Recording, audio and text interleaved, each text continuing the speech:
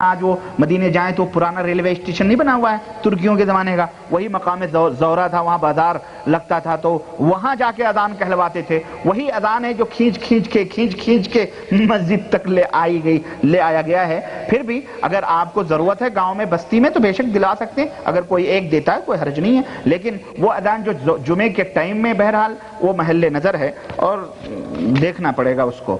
تو ایک ہی اذان اللہ کے رسول صلی اللہ علیہ وسلم کے، ابو بکر عمر ان کے زمانے میں ہوتی تھی، اور اگر کوئی شخص وہ دیتا ہے تو بے شک درست ہے، صحیح ہے، کوئی غلط نہیں ہے.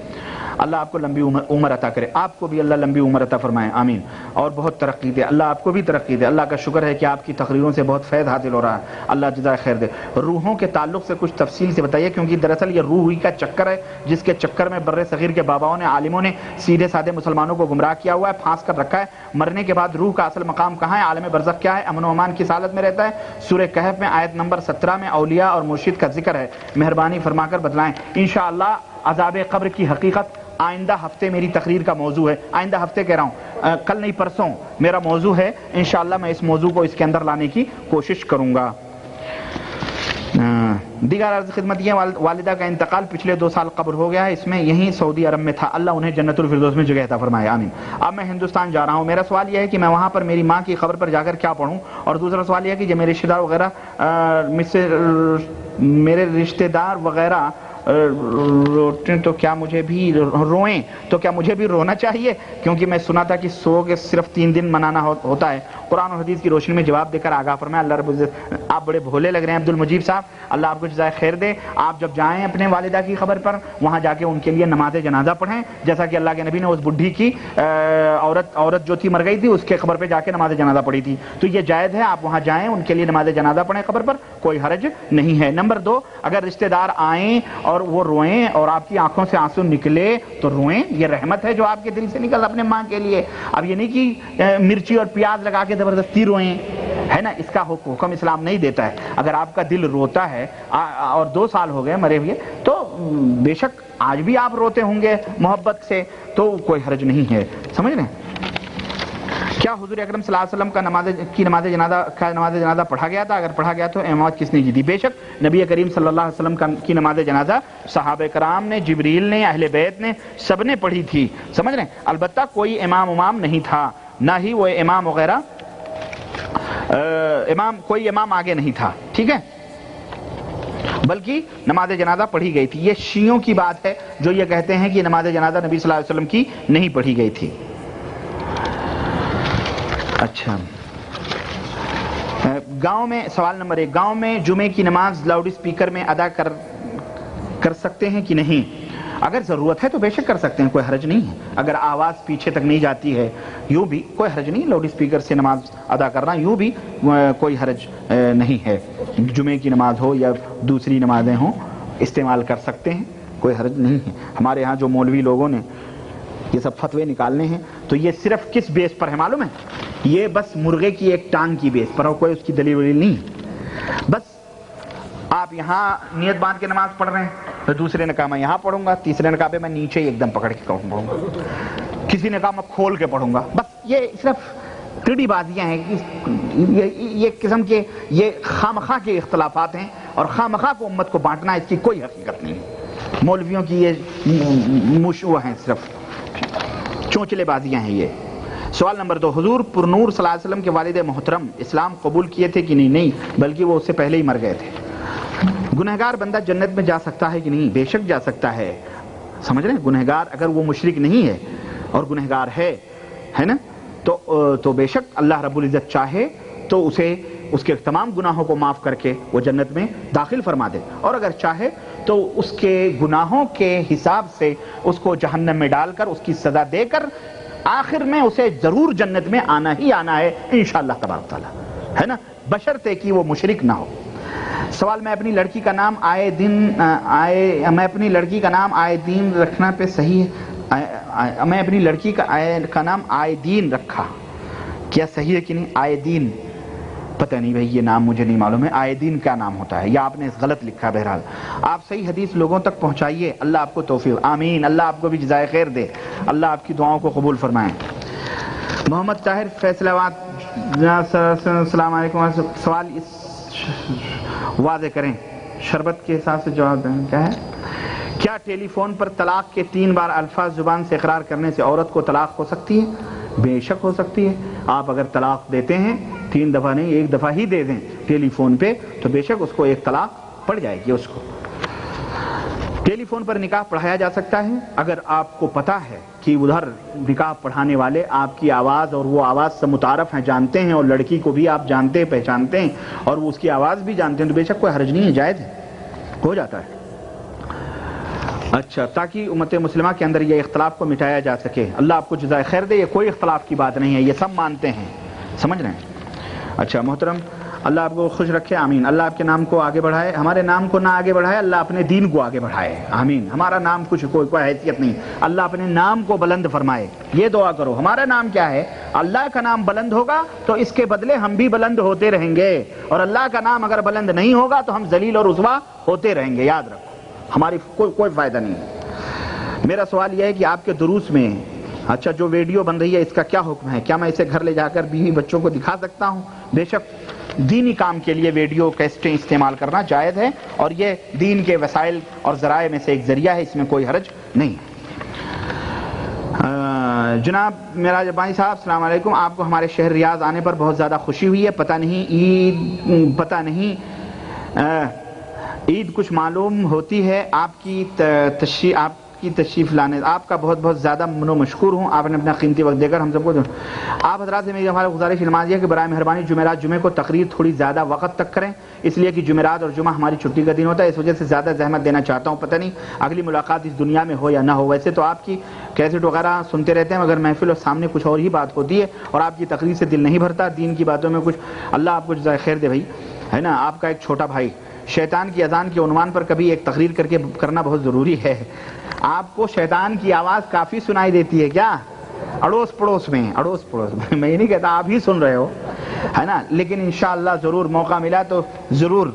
اچھا، سوال نمبر 1، خدا کے الفاظ کیسی حدیث میں آیا ہے یا نہیں؟ اگر نہیں آیا ہے تو خدا حافظ، خدا کے رسول کیوں لکھا جاتا ہے؟ یہ بول دیکھیں، یہ اصل میں یہ خدا کا لفظ آپ یہ کہہ سکتے ہو یقیناً قرآن اور حدیث میں کہیں نہیں آیا ہے، لیکن یہ خدا کا جو لفظ ہے آپ اسے ایک مکمل حرام نہیں کہہ سکتے، بلکہ یوں کہیں کہ آپ اللہ ہی بولیں تو زیادہ بہتر ہے، کیونکہ اللہ کے پیارے پیارے نام ہیں یہ.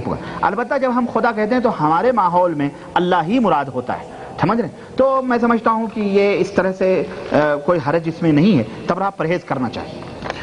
اس دنیا میں سب سے بڑا دولت مند کون ہے، اور سب سے بڑا غریب کون ہے، اور سب سے بڑا طاقتور کون ہے، اور سب سے بڑا کمزور کون ہے؟ کتاب و سنت سے رہنمائی. اس دنیا میں سب سے بڑا دولت مند وہ آدمی ہے جسے اللہ تبارک و تعالیٰ نے صحیح ایمان اور عقیدہ عطا فرمایا ہے، وہ سب سے بڑا دولت مند ہے. اور سب سے بڑا غریب اور مسکین وہ ہے جو ایمان اور عقیدے سے محروم ہے، صحیح ایمان اور عقیدے سے محروم ہے، وہ سب سے بڑا غریب اور مسکین ہے. اور سب سے بڑا طاقتور وہ ہے جو اپنے غصے کے اوپر کنٹرول کرنے والا ہے، جو اپنے غصے کے اوپر قابو پانے والا ہے، وہ سب سے بڑا طاقتور ہے. اور سب سے بڑا کمزور وہ ہے جو اپنے غصے پہ کنٹرول نہ کرے اور لوگوں سے لڑتا پھرے اور غصے میں بالکل بے قابو ہو جائے، وہ سب سے بڑا کمزور ہے.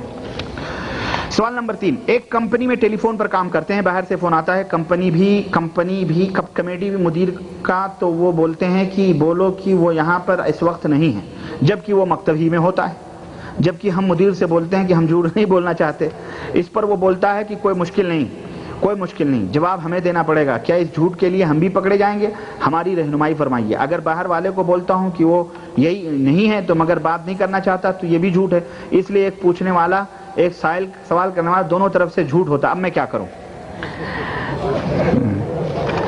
آپ جو ہے نا، میں آپ کو ایک طریقہ بتلاتا ہوں.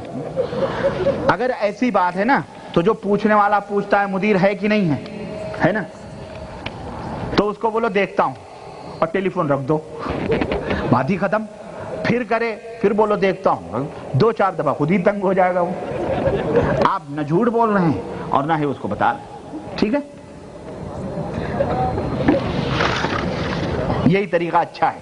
آپ بھی بچ جائیں گے، سانپ بھی مر جائے گا، لاٹھی بھی نہیں ٹوٹے گا. ورنہ آپ کیا کریں گے بھائی؟ ہوتا ہے بھائی، باپ گھر میں سویا رہتا ہے اور دروازے پہ وہ ہوتی ہے، کیا کہتے ہیں، بیل ہوتی ہے، تو وہ بیٹے سے کہتا بول دو بیٹی نہیں ہے. تو وہ تو ہم اپنے گھر میں بھی کر لیتے ہیں، یہ بھی جھوٹ ہے بہرحال. اگر آپ کو نہیں ملنا ہے ٹیلی فون انگیز کر دیجئے. مثلاً آج دوپہر کو لوگ واللہ 1:30-2 بجے ٹیلی فون کر دیتے ہیں، حالانکہ وہ آرام کا وقت ہوتا ہے، سونے کا وقت ہوتا ہے. لوگ سوچتے نہیں. میں نے آج ٹیلی فون کا وائر ہی نکال دیا تھا، میں عصر تک سوتا رہا مست، بالکل کوئی ٹیلی فون نہیں آیا. اب یہ بھی مسئلہ ہوتا ہے، کیا کریں؟ اچھا تو یہ ایک طریقہ ہے میرے بھائی، اس طرح سے آپ اس کو اپنائیں اور گناہ سے بچ جائیں. چلیں 2-4 اور سوالات ہیں، میں اپنی بات ختم کروں. میرے ایک دوست ایک مسئلہ ہے جو وضاحت کے ساتھ بیان فرمائے. ہمارا دوست جب چھوٹا تھا تبھی ماں باپ کے درمیان اختلاف ہو گیا. اختلاف کی وجہ سے بچپن میں اچھی تربیت نہیں ہو پائی اور حالات کا مارا ادھر ادھر پھرتا رہا. پھر عمر تقریباً 20 سال کی ہو گئی تو اس نے ایک شیعہ لڑکی سے شادی کر لی. اس شیعہ لڑکی نے بہت ساتھ دیا ہر طرح سے یہاں تک وقت آ گیا کہ ہمارا دوست سعودیہ عرب آ گیا. پھر جب 3 سال کے بعد واپس گیا تو ماں باپ نے دوسری شادی کر دی. نیز ہمارے دوست نے دوسری بیوی کے گھر والوں سے یہ وعدہ بھی کیا کہ میں سعودیہ عرب جا کر پرانی والی بیوی کو طلاق دے دوں گا. کیا پرانی بیوی کو طلاق ہو گئی یا نہیں؟ دوسری بات یہ ہے کہ اچھا تو پہلی بات یہ ہے کہ گھر والوں سے وعدہ کیا کہ میں سعودیہ جا کر پرانی والی کو طلاق دے دوں گا. کیا پرانی والی کو طلاق ہو گئی یا نہیں؟ آپ نے دی ہے جب تو ہوگی، نہیں دی ہے تو کیسے ہو گئی؟ سمجھ رہے ہیں؟ دوسری بات یہ ہے کہ دوست کے ماں باپ اور دوست سب کی راضی براضی شادی ہوئی ہے. اب وہ کہہ رہا ہے کہ ہمارے ماں باپ نے دعا تعویذ کر کے ہماری شادی کروائی. میں نے یہ شادی اماں ابا کے کہنے پر کی، اپنی مرضی سے نہیں کیے. اس کے بارے میں وضاحت فرما دیجیے کہ اللہ تعالیٰ کا حکم کیا ہے. تیسری بات یہ ہے کہ شیعہ لڑکی سے جب شادی ہوئی تھی تب اس نے کلمہ پڑھا تھا. نکاح ایک درگاہی مولوی نے پڑھایا تھا. میرے دوست کا کہنا ہے کہ اس نے کلمہ پڑھا، وہ مسلمان ہوگی. بعد میں وہ کیا کرتی ہے میں نہیں جانتا. جب میں چھٹی پر گیا تو دوست کے گھر جا کر دوست کی شیعہ بیوی سے ملا اور دین محمدی کی دعوت دی تو اس نے یہ جواب دیا. اس نے کہا آپ اپنا طریقہ اور روزہ نماز کرتے رہیں، ہم اپنا طریقہ نماز کرتے رہیں، ہم تمہارا طریقہ نہیں مانتے. کیا وہ ایمان والی ہے؟ کیا ہمارا دوست اس سے مباشرت کر سکتا ہے؟ صاف صاف بیان فرما دیجئے. نہیں، یہ ایسی عورت جو کافر ہے، یہ شیعہ جو ہے، جو ان کا ایمان اور عقیدہ اہل سنت و ایمان عقیدے سے خلاف ہے، اس لیے وہ کافر لوگ ہیں. ان سے شادی بیاہ کرنا جائز نہیں ہے اور نہ ہی ایسی لڑکی سے ہم بستری کرنا جائز ہے. البتہ وہ کلمہ پڑھ لے تو وہ آپ کی بیوی ہو جاتی ہے، ورنہ وہ آپ کی بیوی ہرگز نہیں ہے. واضح رہے کہ پرانی بیوی سے وعدہ کر چکے ہیں کہ میں تم کو طلاق نہیں دوں گا. فی الحال دونوں کو خرچ دے رہے ہیں تو تم مجھ سے کسی ایک کو ہٹانے کا مطلب. ارے بھائی اگر دوسری راضی ہے اور مسلمان ہو رہی ہے تو کیوں دوسری کو ہٹانے کے چکر میں ہو؟ دونوں کو رکھو. دونوں تو یوں بھی خرچہ لے رہی ہیں تم سے، ظلم کچھ نہیں ہوگا. اگر وہ آپ کے ایمان اور عقیدے کو تسلیم کر رہی ہے تو ٹھیک ہے، نہیں تسلیم کر رہی ہے فخلوا سبیلہ، اس کے راستے کو چھوڑ دو، اس کو طلاق دے دو. خواہ پیسے نہ برباد کرو. اور جو اہل سنت والجماعت کی لڑکی ہے اس کے ساتھ رہو. جناب میرا سوال یہ ہے کہ پتہ نہیں کیا ہندو کشمیر گئے تھے تو وہاں کچھ لوگوں نے ہندوؤں کو مار ڈالا. اس کے بعد ہمارے علاقے کی صورت ہندوؤں نے مسلمانوں پر ظلم شروع کر دیا. 2 عدد مسجدیں جلا دیں اور کافی جھگڑا بھی ہوا. ایک اور واقعہ، جھگڑے کے بعد میرا ایک دوست اپنی بیوی کو سسرال لے کر آ رہا تھا تو راستے میں ہندوؤں کا علاقہ پڑتا ہے. ہندوؤں نے میرے دوست کو پکڑ لیا اور رام رام کہنے پر مجبور کیا تو میرے دوست نے جان کے ڈر سے رام رام کہہ دیا. تو کیا وہ دائرہ اسلام سے خارج ہو گیا یا مسلمان ہی کہلائے گا؟ اور آئندہ بھی ایسا واقعہ ہونے پر ہم کیا کریں؟ رام رام کہہ دیں یا مرنے کو ترجیح دے دیں؟ ہمیں جواب سے آگاہی کریں. دیکھیں، اگر اس طرح کی کوئی بات ہے کہ آپ کو کفر کرنے پر مجبور کیا جا رہا ہے، غور سے سنیں اس بات کو، اور جان نہیں بچ رہی ہے اور آپ کا دل ایمان پر مطمئن ہے تو اللہ تعالیٰ نے فرمایا کہ زبان سے کلمہ کفر نکالنے میں کوئی حرج نہیں. ٹھیک ہے، بشرطے کہ دل مطمئن ہو. لیکن اگر شرک کرنے پر مجبور کیا جا رہا ہے، دونوں کو سمجھو ذرا. اللہ کا انکار کرے اگر کوئی شخص اور دل مطمئن ہے مجبوراً تو یقیناً اس کے اوپر کوئی حرج نہیں. لیکن اگر کوئی شخص کہہ رہا ہے کہ نبی صلی اللہ علیہ وسلم اپنے نبی کو گالی دے دو، رسالت کا انکار کر دو، اللہ کے ساتھ کفر کر دو، کوئی حرج نہیں ہے. دل مطمئن ہے تو آدمی اپنی زبان سے کہہ سکتا ہے، مومن رہے گا وہ. لیکن اگر کوئی شخص یہ کہتا ہے کہ شرک کرو، یعنی اللہ تبارک و تعالیٰ کے سوا غیروں کو اپنا مشکل کشا سمجھو یا ان کو مدد کے لیے پکارو، اللہ کے حبیب صلی اللہ علیہ وسلم فرماتے ہیں وَإِن قُتِّلْتَ أَوْ حُرِّقْتَ،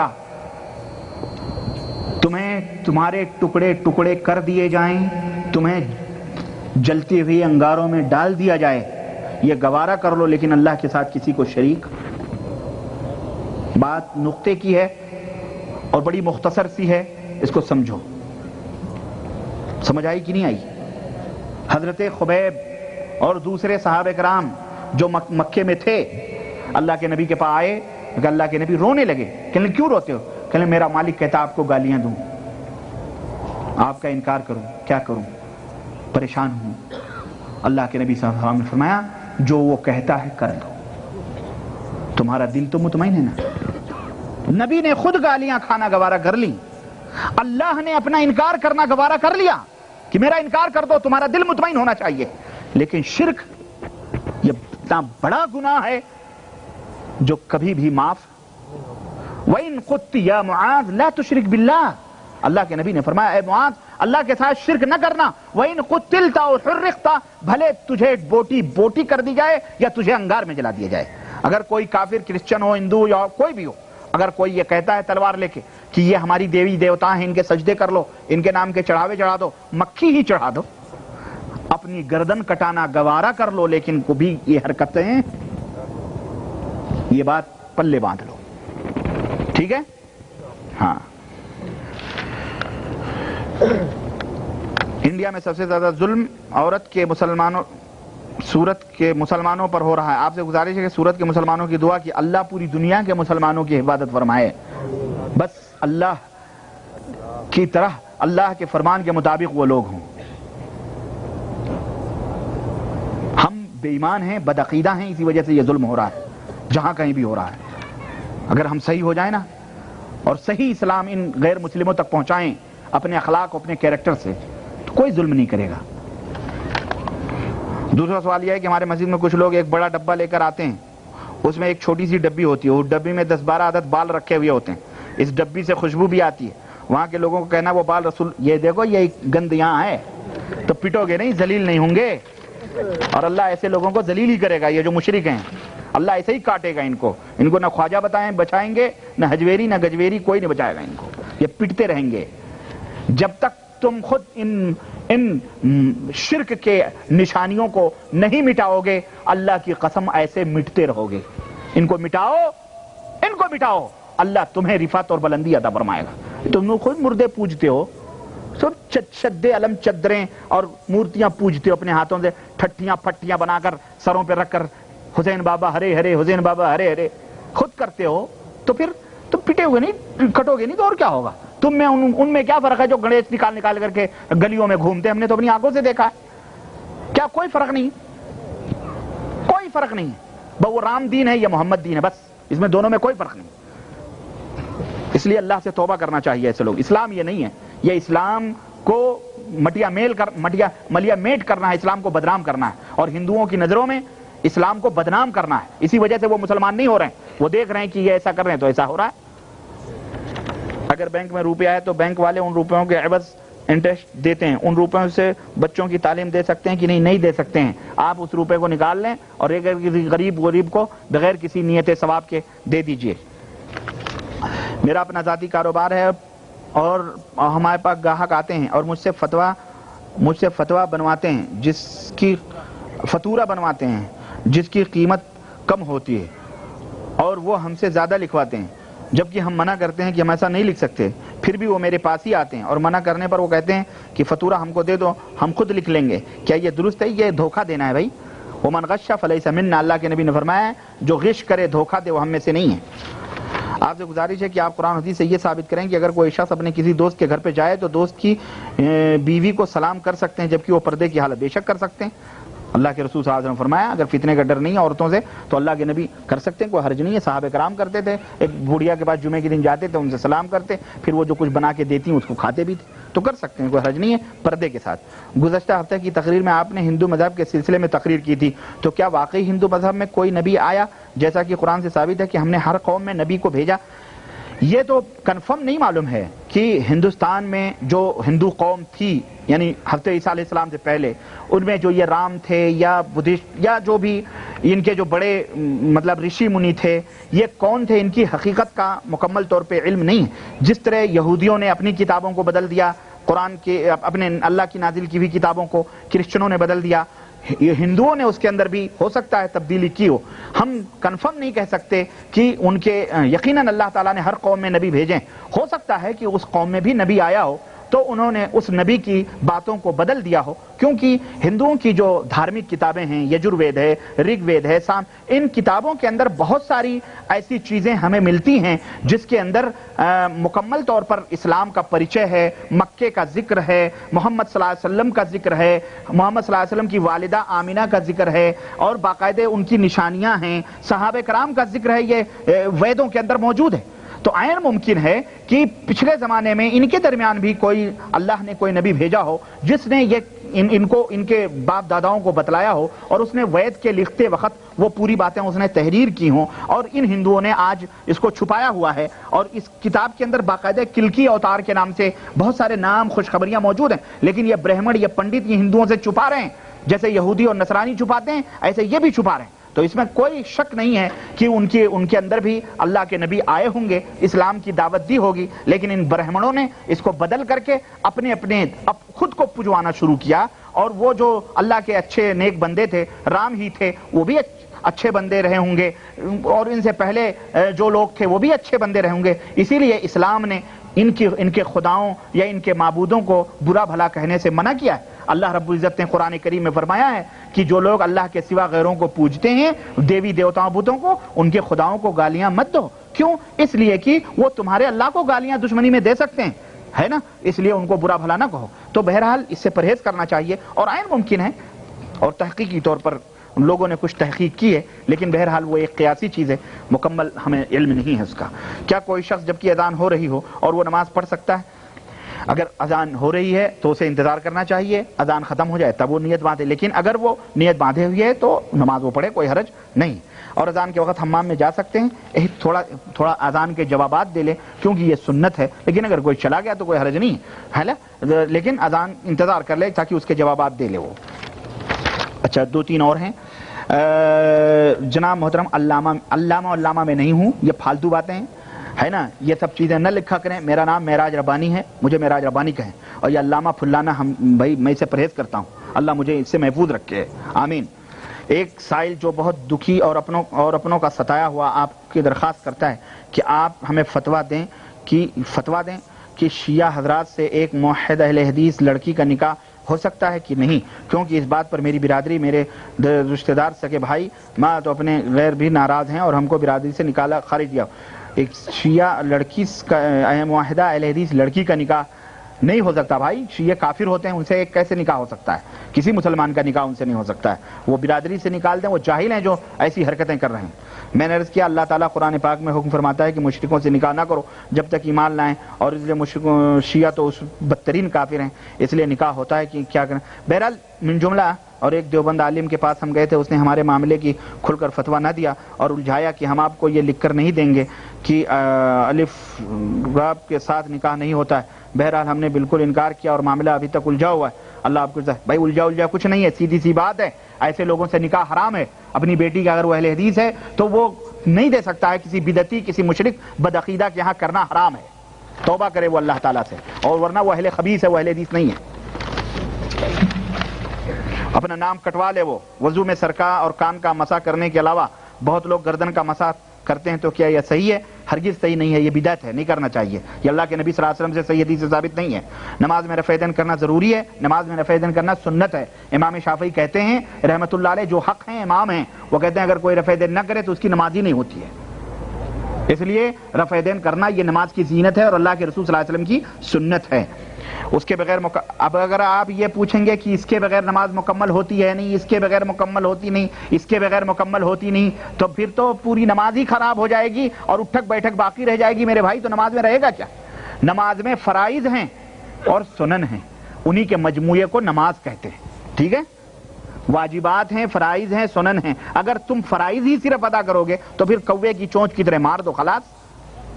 ایسا نہیں کرنا چاہیے. نماز جس طرح رسول اللہ صلی اللہ علیہ وسلم نے فرمایا ہے اس طرح نماز جو ہے پڑھو.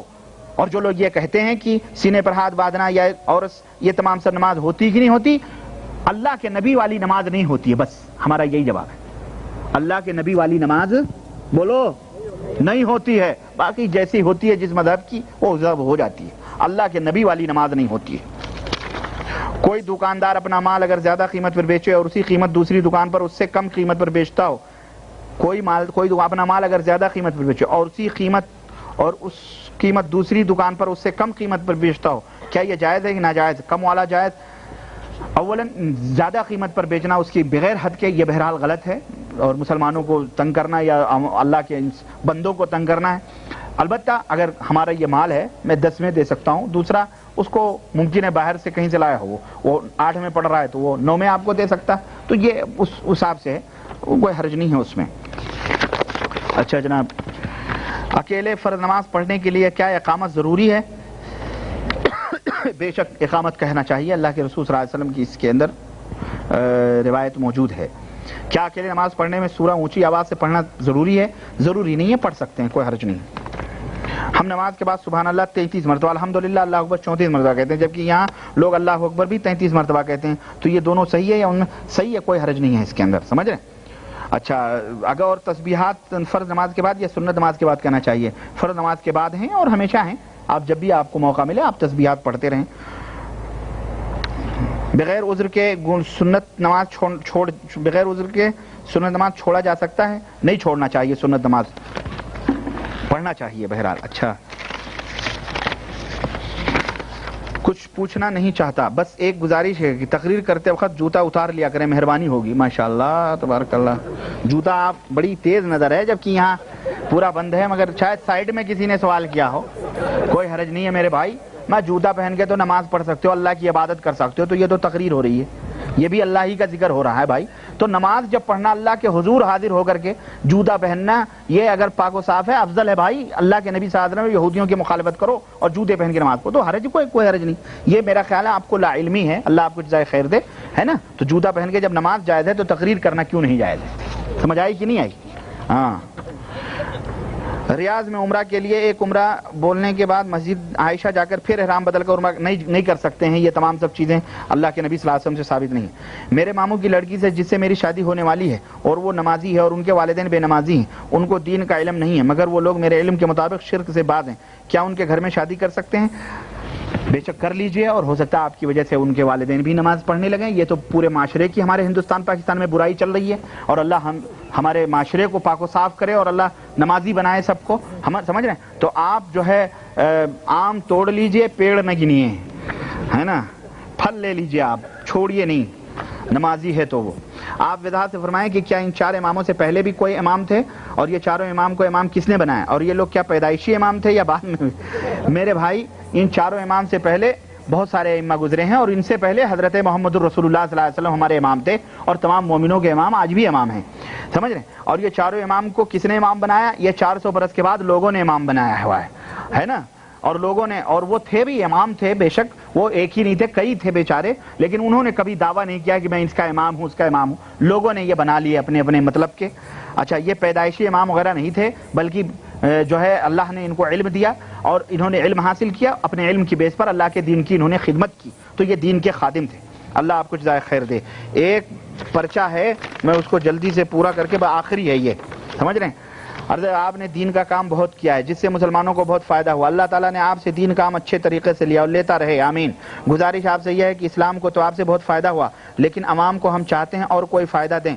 فلسطین میں کافی ہمارے بچے شہید ہو گئے، ہم چاہتے ہیں آپ اور شادی کریں، اللہ آپ کو جزائے خیر دے، اور مشورہ دینے والوں کو بھی اللہ توفیق دے، تاکہ ہماری عوام زیادہ ہو اور کافروں سے۔ اب میرے اکیلے شادی کرنے سے آپ زیادہ ہو جائیں گے، مل جل کر کے کرو بھائی، یہ بیڑا مل جل کر کے اٹھاؤ، عوام زیادہ سے زیادہ، سمجھ رہے ہیں؟ تاکہ ہم مقابلہ کریں۔ میرے گھر میں ایک رشتہ دار رشتہ دینے کے لیے آیا، ہمیں دیکھا اور اپنی لڑکی دکھانے کے لیے ہمارے سارے گھر والے اپنے گھر بلایا اور مجھے بھی ساتھ بلا لیا۔ جب میں ان کے گھر پہنچا تو مجھے 2 لڑکیاں دکھائیں جو رشتے میں چچا زاد بہنیں، ان میں سے ایک طلاق شدہ ہے اور ایک کنواری ہے، اور زور دیے دونوں ایک ساتھ شادی کر لو۔ اللہ اکبر، کیا خوش نصیبی ہے آپ کی۔ ہم نے اس وقت سوچا کل ہی شادی ہو جائے، لیکن 1 ماہ کا وقت دیا گیا۔ اس وقت میری کمپنی نے مجھے بلا لیا، میں واپس چلا آیا۔ کمپنی مجھے شادی کرنے کے لیے پھر چھٹی دے رہی ہے، 2 ویزے بھی دے رہی ہے۔ اللہ، یہ برکت دیکھو، ابھی آپ نے کی نہیں، اللہ کی روزیاں کیسے آ رہی ہیں۔ وَمَن يَتَّقِ اللَّهَ يَجْعَل لَّهُ مَخْرَجًا، یہ ہے سب سے بڑی دلیل۔ اور اللہ نے جو فرمایا ہے کہ يَكُونُوا فُقَرَاءَ يُغْنِهُمُ اللَّهُ، اگر وہ فقیر ہوں گے تو اللہ انہیں مالدار بنا دے گا. یہاں تو ایک کر کے ترس رہے ہیں بلانے کے لیے, یہاں ابھی ہوئی نہیں, نیت آپ نے کر لی, دو مل رہی ہیں, ویزے بھی مل رہے ہیں. اللہ آپ کو توفیق عطا فرمائے, اللہ آپ کو برکت دے, اور آپ جیسی قسمت اللہ ہم کو بھی عطا فرمائے اور سب کو عطا فرمائے, آمین. آپ بتائیں کہ ایک ساتھ 2 نکاح ہو سکتے؟ میں 4 ہو سکتے ہیں, میں آپ 2 کے چکر میں ہو, بے شک کر سکتے ہیں. اگر ہو سکتے ہیں تو سب سے پہلے کس کے ساتھ رات گزارنی ہے, بانٹ لو, اسی میں راضی برضا کر لو. جو کنواری ہے اس کے ساتھ پہلے گزار لو, اور جو اس کی طلاق ہوئی ہے اس کو بولو تو صبر کر لے بھائی تھوڑا سا.